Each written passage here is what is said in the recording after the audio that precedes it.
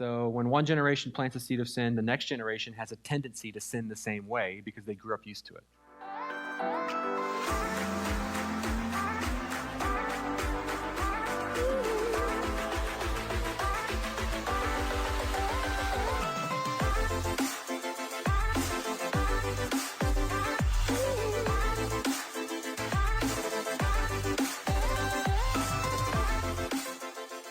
We are talking about a topic that relates to intercession, although I wouldn't necessarily call it a part of intercession, our intercession series. So we've just kind of separately have it here. Generational sin. We're working through some of these topics that we use the phrase a lot, but maybe we haven't made a biblical case for it over, a lesson or two. So we've addressed generational sin, generational curses, inner vows as like sermon points, but never said, hey, let's make the case for this.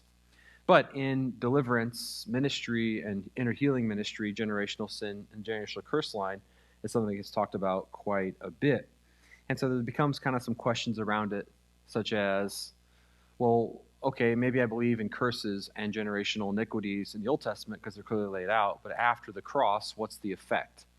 That's one of the questions that comes up. So we want to explore that and lay the case out for it biblically, and so we can be convinced in our minds as we deal with these things. When you go to battle against the enemy will be very convincing, can be very convincing, telling you don't know if you believe that or not when you start to deal with something. And what we don't want is to take what other people have said and then kind of treat it like a superstitious approach, like maybe this will work, right? That when we're doing that, we're not relying on the Holy Spirit to give us direction and instruction. When we ground ourselves biblically in these different matters, then we'll have confidence when they come to mind that it was from the Lord, and we'll have confidence how to approach it. So when you're praying with someone and you're scratching your head and saying, I don't know what to do, maybe it's a generational curse. If you've never made a biblical case in your own mind or heard a case made biblically for why generational curses exist, then you're kind of just being, evangelically superstitious by just guessing. So we want to continue making these biblical cases. We've done that with things like the spirit of religion. We've done things with the spirit of fear, with the spirit of Jezebel. We've covered all these different phrases that we're hearing in deliverance ministry, inner healing ministry, and made a biblical case so that when we approach them, we understand what a sound biblical perspective is in approaching them. Already have people walking the aisle. Praise God. Let me start with the illustration. Imagine. How's your imagination? Isn't that a great inner healing question? Imagine that before he dies, your rich father, some of us have already lost it, I can't imagine that, your rich father adds you to the mortgage and deed of his house. As long as he is alive, he makes the payments. But when he dies, you inherit the house and the responsibility to make payments. Though the idea of inheriting this house is wonderful at first, you soon discover a myriad of problems. The first problem is the payment. It seems extraordinarily high for the length of time your father paid on it and for the value of the home.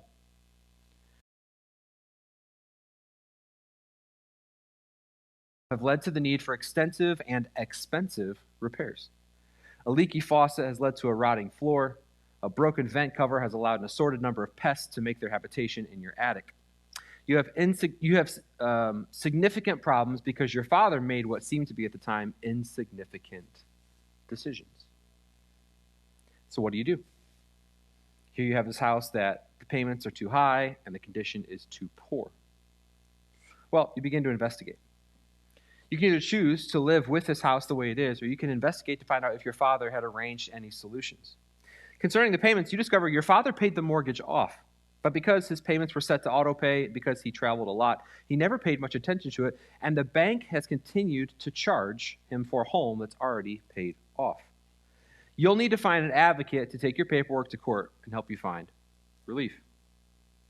Concerning the work needing to be done on the house, you find a blueprint and detailed set of plans that show what the house could be if renovated. And even more wonderful is the discovery of a contract that reveals that your father, before his death, made a down payment with a reputable contractor who is just waiting on your request to begin the necessary work of not only repairing, but actually expanding the home.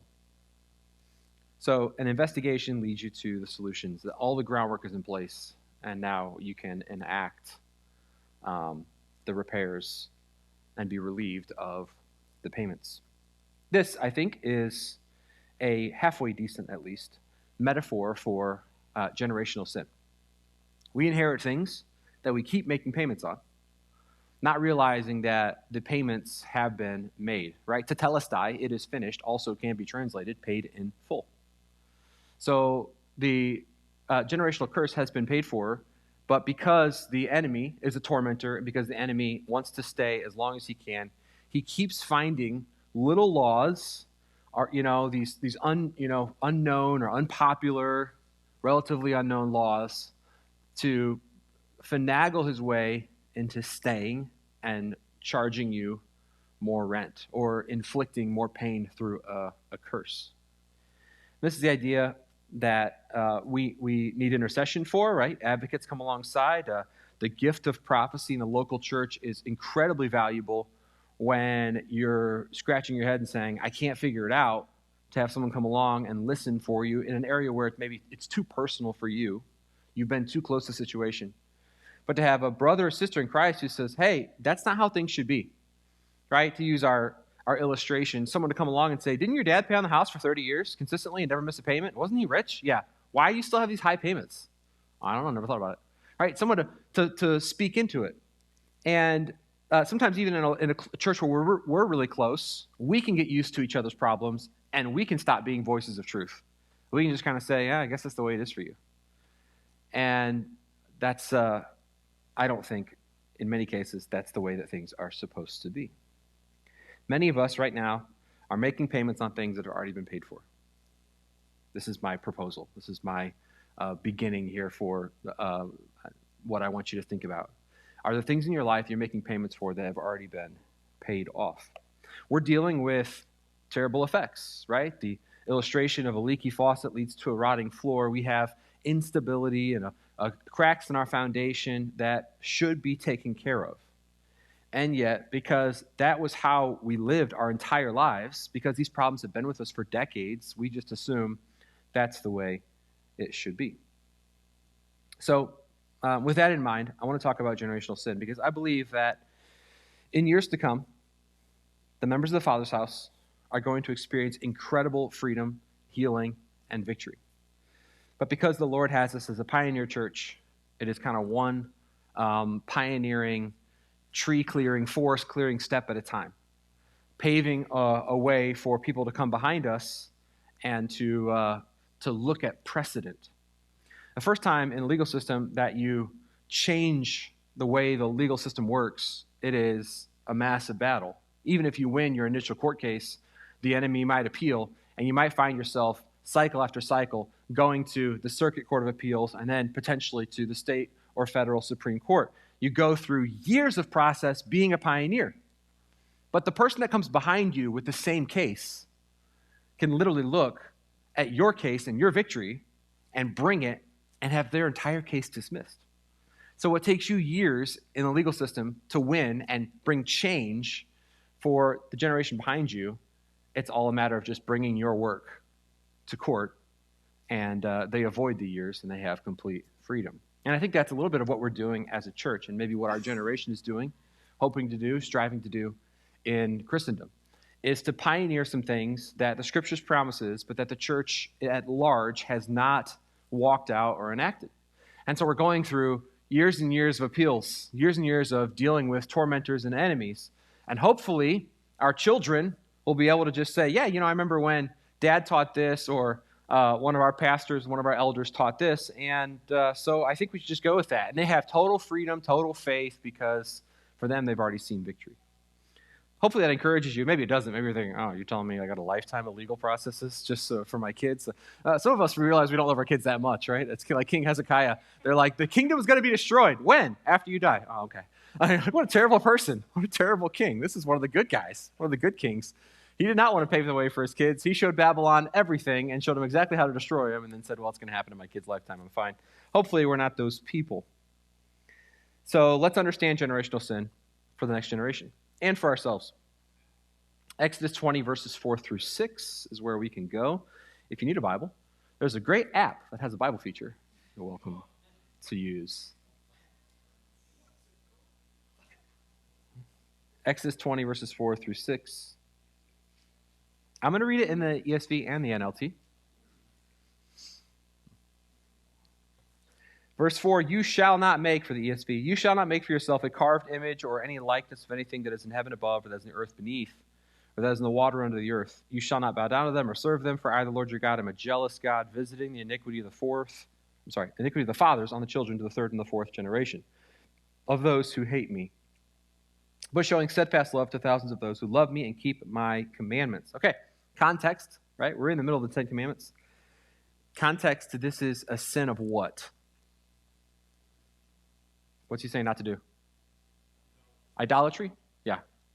Okay, so in black and white, you don't have to have written extensive commentaries to know that it appears generational sin, right? The consequences of idolatry are visited in third and fourth generation.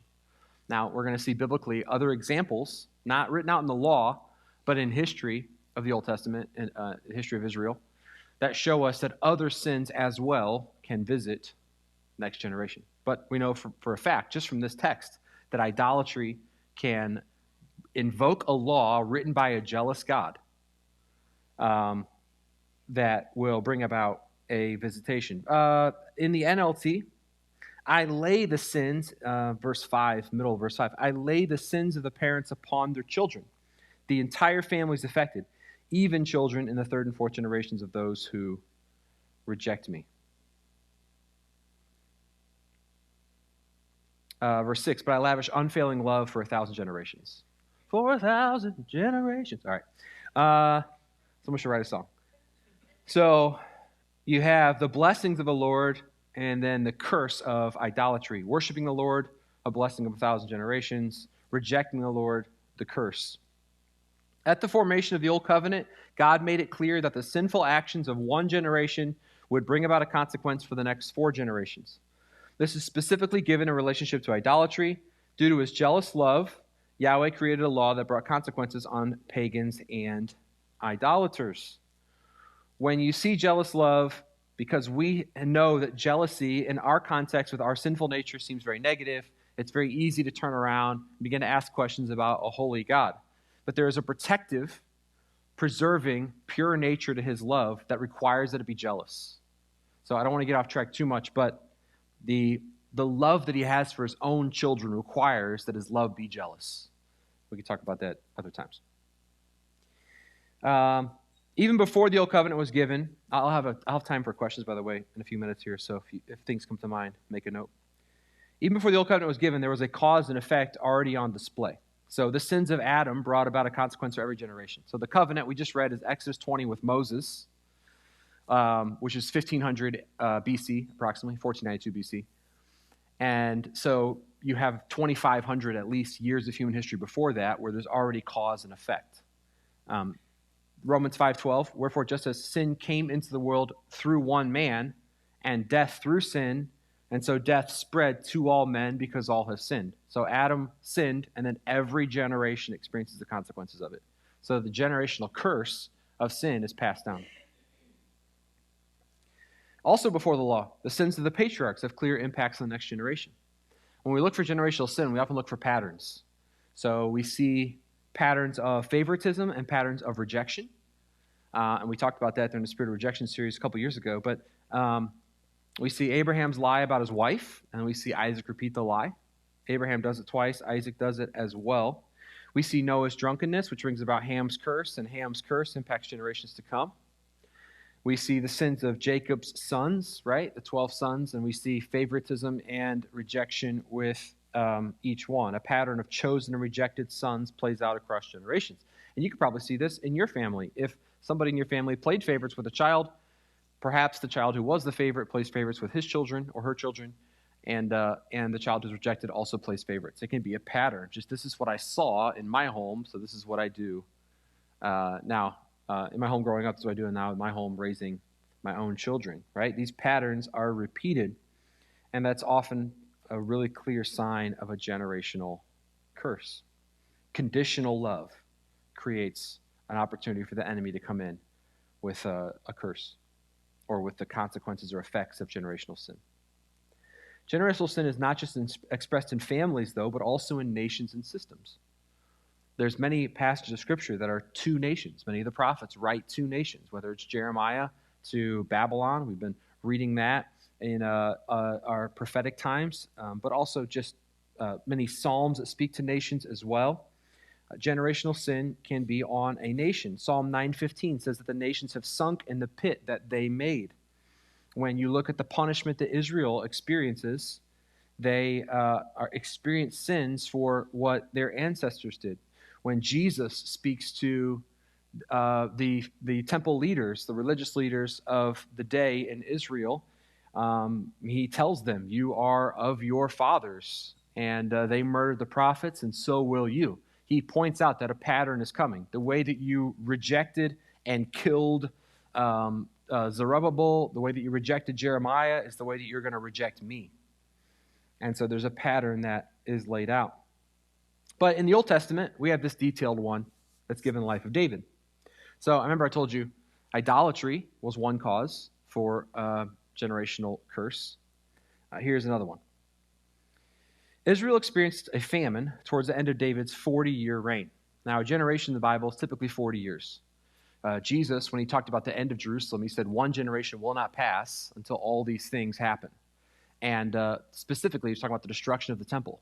So he says that in 33 AD, and then in 70 AD, so less than 40 years later, right? Less than one generation later, Titus, the Roman general, comes in and he flattens Jerusalem. So you have a generation which is about 40 years in the scriptures. So David rules for one generation, he rules for 40 years. Before him, Saul rules for one generation, he rules for 40 years. At the beginning of Saul's life, Saul kills the Gibeonites, or beginning of Saul's reign as king.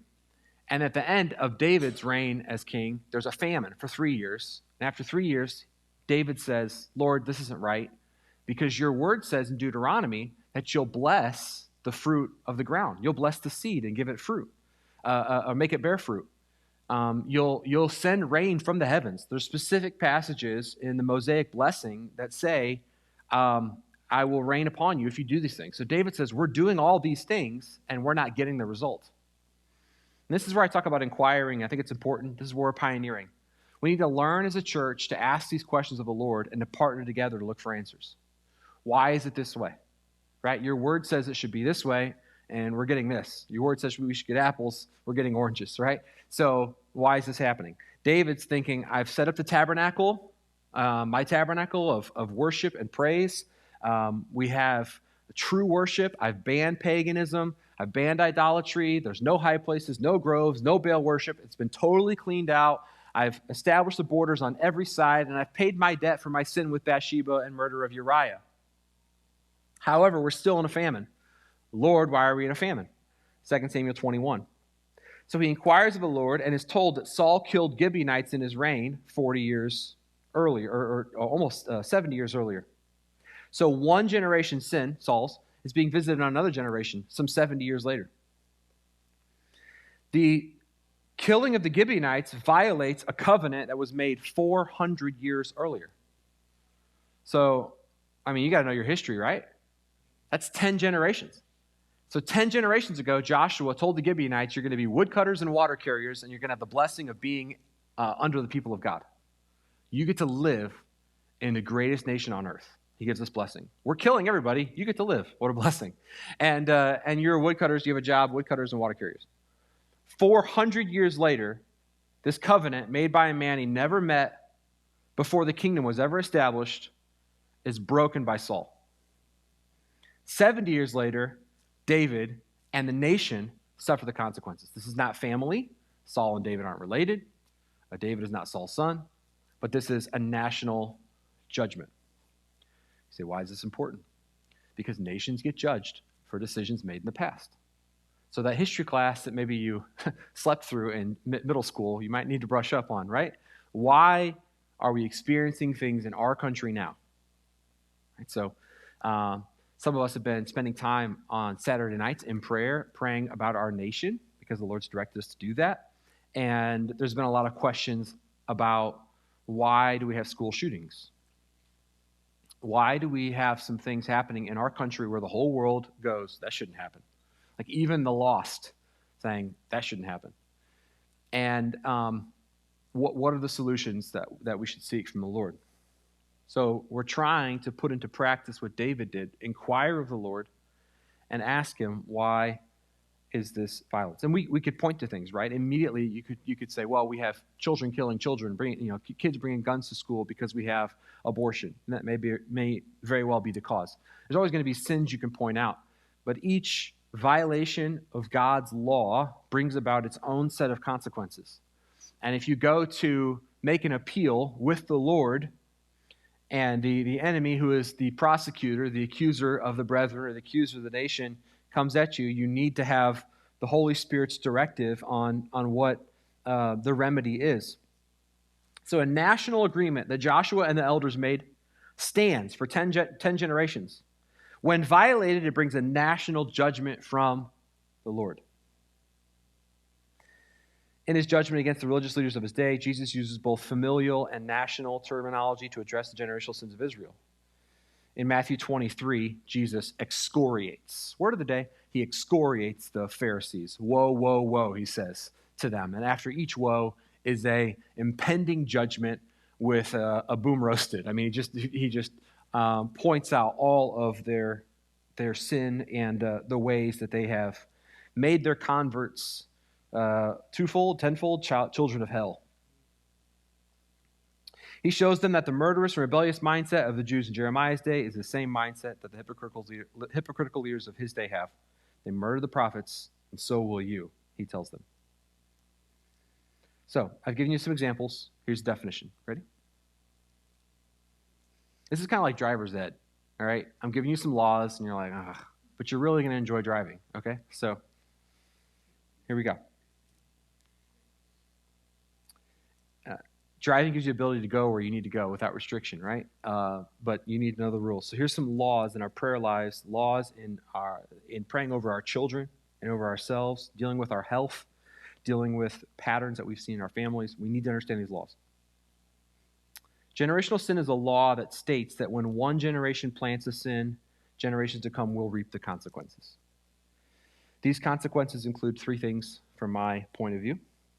One is a tendency toward that type of sin due to a familiar knowledge of it.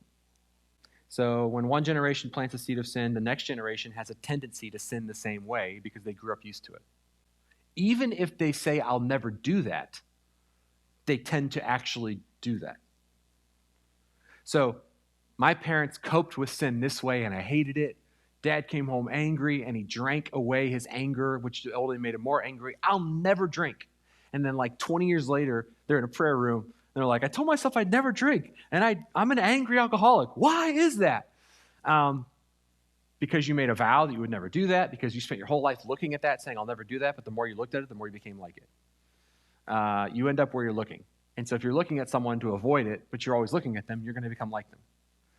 And so there's a tendency. I'm familiar with this. So a tendency toward type of sin. Secondly, a pattern of similar poor decisions and destructive consequences. A pattern of similar poor decisions and destructive consequences. This is how my parents handled money. This is how I handle money. We seem to get the same result. This is how they dealt with conflict in marriage. They got divorced. And this is how I dealt with conflict in marriage. Or there was abuse, or there was a pattern of hurtful words, or there was a controlling fear that came in, or there was a weird, strange habit. There was hoarding. There was all these different manifestations that come out that are a reflection or an echo of the previous generation's behaviors. And thirdly, an inherited curse related to vows and or oaths. So a tendency towards the same sin, a pattern of similar decisions and consequences, and an inherited curse. The curse is the toughest one to identify and find because the curse doesn't always look like the previous generation. You have to go back and find an oath. Right? So with Freemasonry, praying for a pastor who had cancer. He discovered cancer, and the biopsy come back. It's whatever the stage was, cancer throughout his upper body. Identifying Freemasonry, renouncing Freemasonry, and within 24 hours getting results back that he was cancer-free. I've witnessed that personally. And even as I was going through that process, I remember thinking in the back of my mind, really? Is this really the cause? But then seeing that entire thing take place, it was pretty amazing. So that's one area where we're looking for curses. So understanding that there's these societies that go back generations, as conspiratorial as it sounds. And I hate conspiracy theories. I don't know why I'm in deliverance ministry, because I hate conspiracy theories. And yet conspiracy theories abound when you're talking about these curses and oaths that come on people.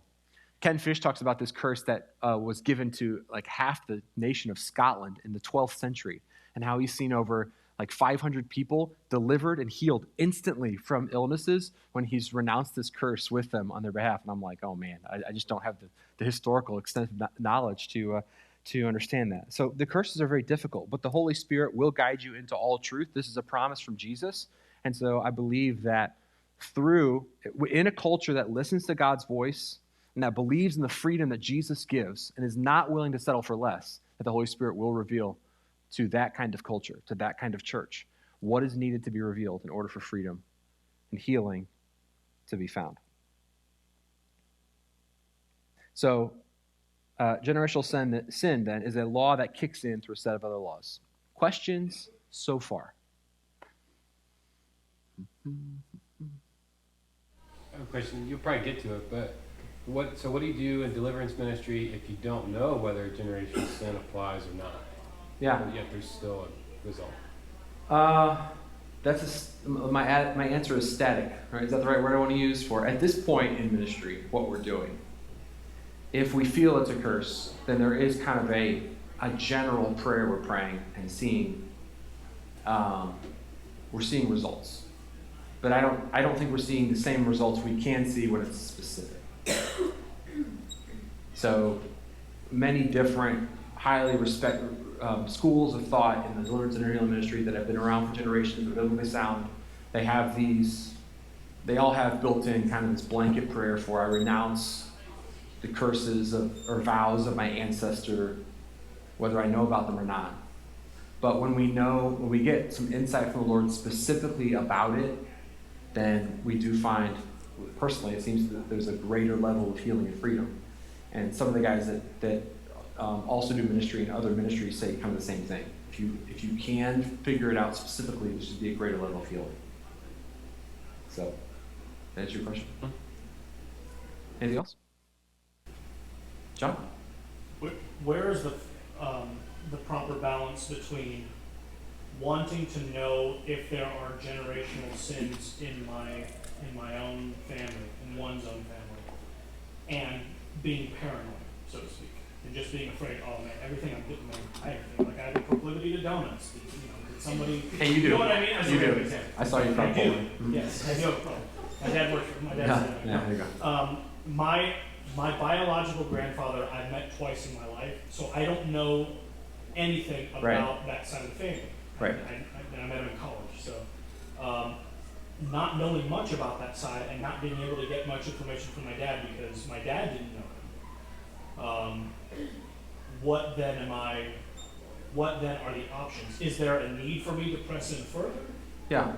Towards looking at that? I have some suspicions about 2 or 3 first of all, it's identifying the issue that you think, right? So paranoia is life is good, but I don't know about my family, so I need to just dig in. But it's when the Lord presents you with something and highlights it and says, this is not the way it should be, that you start to go after it, right? And the Lord has a set time for our healing. It's just, I don't know why that is. Maybe if I think about it for a few seconds, I can, but I'll think about it and come back next week. The Lord has a set time for healing, and it's often, for example, that pastor I prayed for, the day before we got there, his wife was in the gardening, and the Lord said, don't forget that Freemasonry is in both of your families. And she had never had that thought in her life, and she had never heard anything bad about Freemasonry. So the Lord told her something, and the next day we asked her about it. And it came out, and her husband saw healing. So, that's not a coincidence, right? So the Lord tends to highlight. So when we're asking questions, we're often just trying to find out what the Lord highlighted to the individual that they didn't know they thought was a random thought, right? But we're trying to highlight it. So the questionnaire we give sometimes does it. It's so extensive. People are like, why do you have all these questions on the interview? And it's like, well, because we're hoping that will trigger a thought, and it often does. So the last Rafa room we had, the guy said, I didn't know how to answer that question because I just realized from the question that I've had this, and this happening. And it was in regards to themes in his thoughts that he thought were normal, but that as he looked at that question, he realized these are not normal thoughts. And so he was delivered from those thought processes. So I think the Lord will highlight those as he brings you to healing. But for some, it's a pursuit. It's a seek and you will find type issue, where the Lord is saying, I'm calling you to come after me because you're going to discover so much more than the answer. So if you come after me, I'm going to give you a breakthrough that's going to bear an incredible amount of fruit. Other questions? So there are 4 laws in Genesis 1 that build what generational sin is, or the generational curses. Okay? I'm going to go through those relatively quickly. The law of planting and reaping, or sowing and reaping, is the first law. Galatians 6:7, right? Do not be deceived. God is not mocked. Whatsoever a man sows, that shall he also reap. Is an echo, right? A New Testament emphasis of what's found all the way back in Genesis 1. In Genesis 1, the Bible talks about plants that yield seed and trees that bear fruit. So be careful what you plant. So, Pastor Ken, make a biblical case for generational sin. Okay, whatever is planted is the type of fruit you get. So if one generation plants a certain type of sin, you're going to get the fruit of that in the next generation. That's an easy law to defend biblically. Even a cessationist would be like, well, yeah, whatever you plant, you get, right? Yeah. So that's an easy one. People say, well, on this side of the cross, you don't get that. Well, you do, at least in the lost world. You could definitely argue that if they haven't accepted salvation. But then you could go further and point out many different times where there's patterns and curses on people that are believers. So something was planted, and until the tree is severed, then that fruit is going to continue to be born. And again, I'll say this because I find out we need to say things about 80 times before collectively we all grasp it, right? Many of us are standing underneath an apple tree, so to speak, picking up apples and trying to get rid of them, and incredibly frustrated that every harvest time there are more apples. You got to cut the tree down. So in our Christian life, we're often trying to pray away apples while standing underneath an apple tree. That's the metaphor. I'm trying to pray away fruit sins instead of dealing with root causes. Preaching is that way. It's so frustrating to be a preacher and preach against fruit sins, right? When preachers preach against homosexuality, it's just very rare that someone's like, you know what, you're right, I'm going to stop. They feel bad, right? You've effectively shamed them and guilted them. I could put it more in our world. When preachers preach against pornography, most people might say, you know what, I'm going to stop. And then they don't. Why didn't they stop? I even went to the altar and I cried and I didn't stop. Why didn't I stop? Because you didn't cut the tree down, right? What did Jesus say? If your eye offends you, get a web browser filter. No, he said cut your eye out. There's extreme measures. Now, the people take it literally, and this is where you really need to rightly divide the word. Otherwise, you're going to be down an eye and a hand real fast, right? The idea here is that you need to root out the cause, okay? What did he say? What he tells you later what it is. You know what defiles you? Not what you eat, but what you say. Just listen to what you're saying, and you'll find the root. Because what comes out of your mouth reveals what's in your heart. Right? So, that's simple. I don't have to cut my hand off after all. I can still type left-handed. So I need to figure out a way, right, to get to the root. The law of sowing and reaping. Second law, the law of producing after kinds. You produce what you plant. The apple tree does not produce oranges. So if you're continually dealing with toxic fruit, there's a sign there's a toxic tree. You can't say this is a good tree. Just ignore all the rotten apples, right? if there's a toxic fruit, there's a toxic tree. Producing after kinds. So this is a law that's in Genesis 1. When a system is continually producing sexual perversion, the system is broken and needs to be reorganized from the foundation up. So you can't just change the leader. You can't just make an adjustment to the name of the organization, right? There is a issue that has to be changed because they keep producing after their kind. And they may say, look, you can dress it up and you can paint the orange red and say this is an apple, but it's still an orange. You discover right away. So national judgment or systemic judgment or familial judgment often is because we haven't gotten back to the root to cut the tree. We produce after our kind. So the law of producing and then the law of producing after kinds. I keep getting the same thing. Why? Because you haven't changed what's being planted. A good tree cannot bear toxic fruit, Jesus said, and a toxic tree, a bad tree, cannot bear good fruit. So he literally lays it out. I'm just quoting Genesis 1, Jesus says. Everyone's like, this is amazing. And you've been reading Genesis 1 your entire life, kids. You should know this. You produce after your kind. Sadducees are like, where'd you get that? The Bible. They're like, we memorized the Bible. You only got two problems. You just don't know the Bible. You don't know the power of God. That's what he tells them. And then goes on. So the law of producing after kinds. Third law, the law of pursuing and finding. This one's a little less familiar to us. Okay, all of us are on a journey to discover something. We are looking for something to bring us satisfaction. It's a part of our journey. And it's all the way in Genesis 1. In Genesis 1, God makes man, and he brings all the animals by to Adam. And he says, is this what you're looking for? And Adam says, nope. Okay, name them and pass them on. Adam names every animal. Is this what you're looking for? Nope. Okay, at the end, the Creator, because he's in contact with God and because he is sinless, Adam and the Creator work together to have Eve. The Creator helps him discover what he's looking for.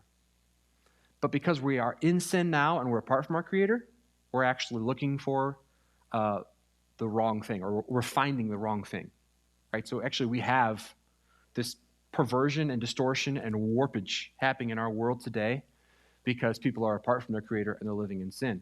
So everybody's looking, everybody's searching, but because the enemy is the prince of power of the air, what they're finding is going to destroy them.